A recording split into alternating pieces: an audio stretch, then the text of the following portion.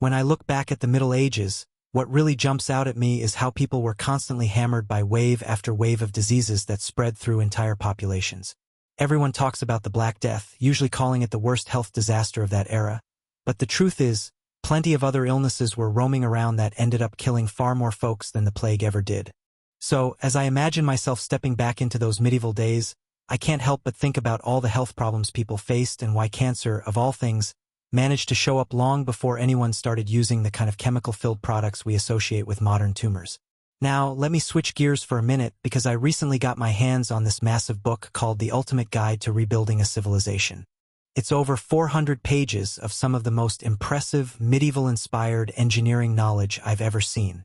The whole thing feels like this wild mix of old-school scribe craftsmanship and modern technical precision, almost like someone blended illuminated manuscripts with engineering blueprints. The artwork alone, those thick maps and detailed illustrations, makes it one of the nicest books I've ever held.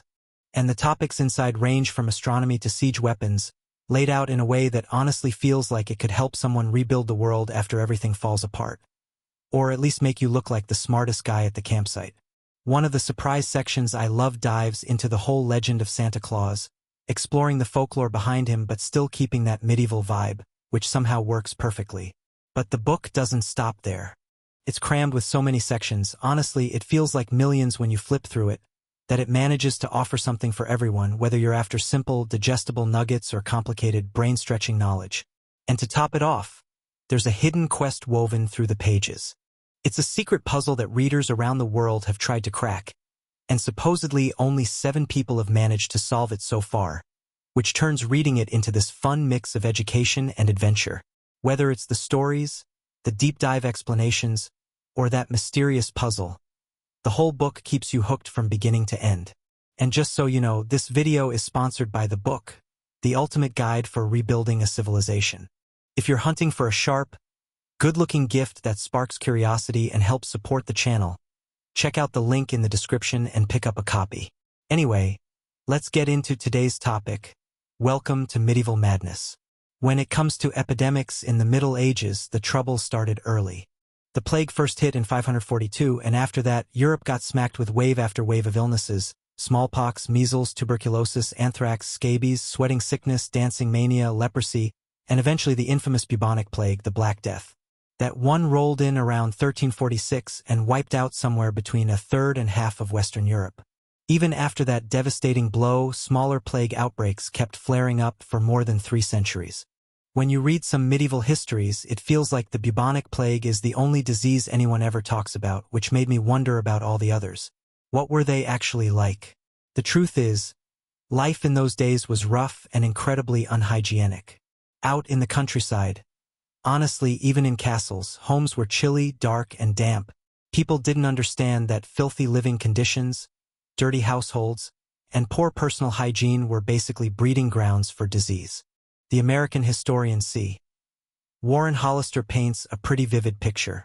He writes about how peasants spent their nights on straw bedding crawling with bugs, how families often shared the same bed, and how the constant reek of sweat and manure was so normal that no one bothered to notice it anymore. Naturally, that meant flies buzzed around everywhere. Life in the cities wasn't much better. According to Ian Mortimer's Time Traveler's Guide to Medieval England, some of the alleys were only 6 or 7 feet wide, barely letting in any light. A lot of them were basically muddy paths squeezed between houses. And if the people living there didn't keep them clean, those narrow walkways quickly turned into damp, foul-smelling, unpleasant messes. Vermin and flies were pretty much permanent residents. During winter months or after bad harvests, when fresh produce ran out, malnutrition hit the young and old especially hard, leaving them open to all sorts of diseases. And with everyone constantly exposed to parasites and bacteria, they stood almost no chance against any contagious illness that came through. Medieval people understood that diseases could spread from one person to another, but they had no clue why or how. Physicians did offer treatments, but since most of their methods came from the 4 humors theory and superstition, real cures were a long way off. One of the most feared diseases back then was leprosy. It came from a bacteria that tore into a person's nerves and skin, causing painful, disfiguring wounds. Even though it wasn't extremely contagious, it was everywhere in the medieval world, And honestly, the disease was terrifying not just because of what it did to the body, but because of how society treated the people who had it. Nobody ever recovered from leprosy. All anyone could do was bear the slow, torturous symptoms and wait for the miserable end. One story that's always stuck with me is about a nun with the grim nickname Alice the Leper, who died back in 1250. A monk had written down the details of her final days, and the way he described her would stop anyone in their tracks. He said that anyone who caught even a glimpse of her body froze in shock, almost as if they were staring at some kind of terrifying creature. By the time she reached the end, she couldn't use her body at all. Every limb was useless. She was basically confined to her bed the same way a corpse gets laid into the ground, almost like they were waiting for the decay to finish what the disease had started. Her hands had shriveled long before, the skin splitting and cracking like the bark of an old tree. The skin across her chest, head, and arms had the same dry, brittle look, and her legs reminded the monk of a skinned calf, swollen, raw, and painful to look at. Even her feet were puffed up. Her body was oozing with pus and pieces of loose flesh. According to him, not a single part of her was untouched by the disease. It's a horrible picture, but it shows just how devastating leprosy really was. Because leprosy spread so widely, it pushed medieval communities into some of the earliest attempts at isolating people with contagious illnesses. Folks were terrified of catching it, so most people, including doctors, kept their distance from those suffering. In parts of Europe, lepers were forced into exile or made to walk around carrying a bell or even a rattle so everyone could hear them coming and get out of the way. Then, for reasons no one truly understands, cases of leprosy started fading around the 13th century. Maybe it was some early form of herd immunity, or maybe isolating the sick actually helped cut off the spread. No one knows for sure. Jump ahead several centuries, and in 2013 archaeologists dug into an old French crusader castle called Saranda-Cologne in Cyprus. King Richard I of England had seized the island during the Third Crusade in 1191, and a lot of crusader knights had lived there afterward. When researchers examined the castle's latrines, basically the toilets of the day, they discovered that between 15 and 20% of those knights probably died from the effects of malnutrition and various infections. They found the eggs of roundworms and whipworms in the old soil, which meant the men had been ingesting parasite eggs from contaminated food or water. And because those worms steal nutrients straight from whatever a person eats, the knights would have slowly weakened, dealing with hunger, sickness, and possibly even starvation. As leprosy began fading out, another killer stepped in to take its place. Tuberculosis. TB didn't usually cause the same shocking deformities as leprosy, but it was far more efficient at finishing people off. The bacteria typically hit the lungs first, tearing apart the tissue until the victim couldn't survive. Back then, people called it consumption because they thought the disease gradually consumed the person from the inside out. When the infection struck the lymph nodes and caused big swollen lumps in the neck, they had another name for it: scrofula. And oddly enough, it earned the nickname the King's Evil, because people in medieval England and France believed their monarchs had a God-given power to miraculously cure it just by touching the sick. That belief started in 11th century France under King Philip I and later caught on in England with King Henry I. During these public ceremonies, the king would touch the sick, then give them a small gold-plated coin, called an angel, hanging from a ribbon, as a charm they hoped would keep the illness away.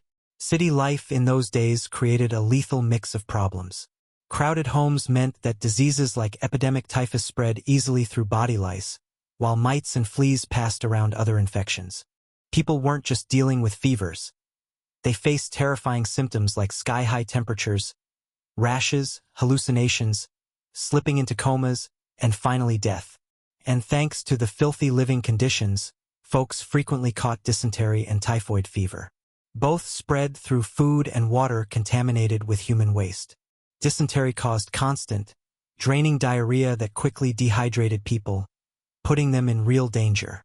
Typhoid fever, if untreated, dragged on for about 3 weeks, slowly wearing down the victim until they were completely wasted away. Back in the Middle Ages, measles and smallpox were so similar in appearance that people constantly mixed them up. Both diseases hit especially hard when someone's immune system was already weakened from poor nutrition, which was pretty common in a world where food wasn't always reliable. On top of that, waves of influenza-type viruses tore through the population on a regular basis, cutting down life expectancy, especially for the youngest and oldest.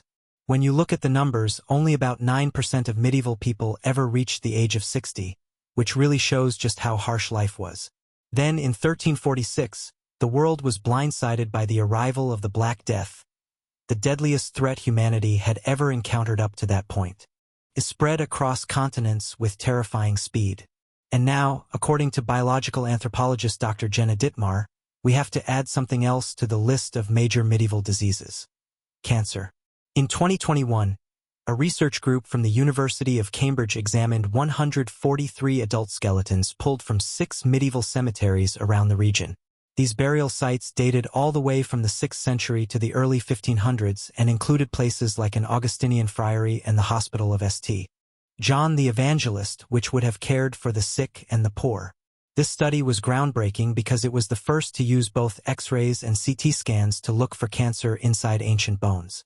Before this, researchers could only rely on what they saw on the outside of skeletons, which made it seem like cancer barely existed, affecting fewer than 1% of medieval people. But that old method missed practically everything, since most cancers start in soft tissues and rarely leave marks on the bone's surface. For the new study, only skeletons with intact pelvises, femurs, and spinal columns were included, since those areas were the most likely to show signs of cancer that had spread from elsewhere in the body. Of course, these people had long since decomposed, and because only a small percentage of cancers metastasized to the bone, researchers had to look deep inside for any trace of disease. Dr. Piers Mitchell led the project, combing through each bone for microscopic signs of malignancy. After reviewing the skeletons, 46 women, 96 men, and 1 person whose gender couldn't be determined, the team estimated that somewhere between 9 and 14% of medieval Britons developed cancer. Dr.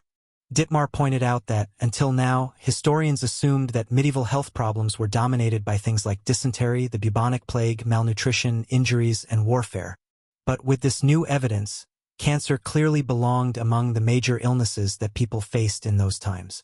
Still, the researchers noted that modern Britain sees much higher rates.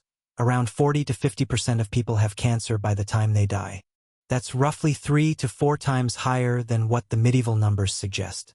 The jump likely comes from a mix of factors: tobacco use, which didn't arrive in Europe until the 1500s after the Americas were colonized, the pollution that ramped up during the Industrial Revolution, and the spread of DNA-damaging viruses that now travel more easily thanks to global mobility. And of course, people today simply live longer, which gives cancer more time to develop. Even in the Middle Ages, cancer probably had a variety of triggers: bacteria, viruses, parasites, and genetics. One Italian mummy from the 15th century was found to have colon cancer, and a biopsy revealed a mutated gene linked to that exact type of tumor, proving that hereditary risks existed even centuries ago. A team of researchers, including both Dittmar and Mitchell, later published an article called "The Greatest Health Problem of the Middle Ages." In it, they argued that the biggest threats to medieval life were infant and child mortality, followed by a whole collection of infectious diseases, with tuberculosis likely being the most significant single one. They explained that the plague, dramatic and unforgettable as it was, shouldn't be treated as the poster child for medieval suffering. Instead, they wrote that people in the Middle Ages lived surrounded by a constant swarm of pathogens. Most of the time, these diseases hit hardest when hunger, poverty, or pre-existing sickness weakened a person's immune system. Entire communities were devastated.